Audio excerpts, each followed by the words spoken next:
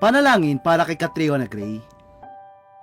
Hindi maiwasan mag-alala ng maraming fans ni Catriona dahil sa kanyang kondisyon ngayon. Si Catriona Elisa Magnayon Gray o mas kilala ng marami bilang Catriona Gray ay isang Australian-born Filipina model, singer, TV host, advocate, ambassador at beauty queen. Nakilala si Catriona matapos niyang masungkit ang titulong Miss Universe noong 2018. Siya rin ang ika-4 na Pinay na nanalo ng sabing Miss Universe title. Bukod dito, isa rin si Catriona sa mga hinahangang Miss Universe sa kasaysayan ng Miss Universe competition. Hindi lang ng mga Pinoy dahil na rin sa kanyang taglay na angking ganda, talino at karisma sa pageant stage.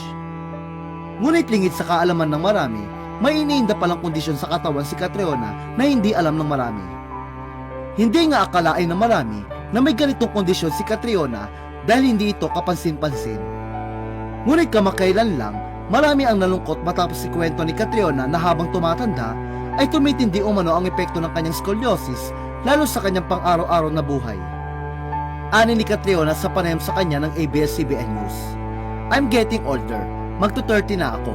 Sorry, older in my context. I'm starting to really feel the effects of scoliosis in my everyday life.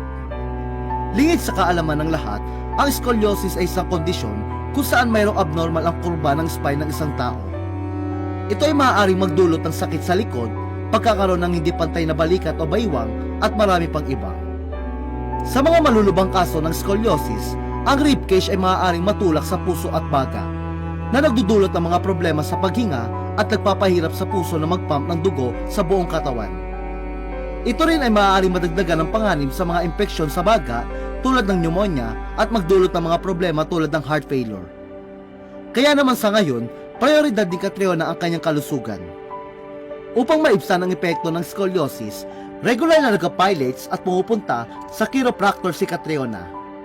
Aniya, I'm just prioritizing my health, doing pilates halos every day because it just make me feel better.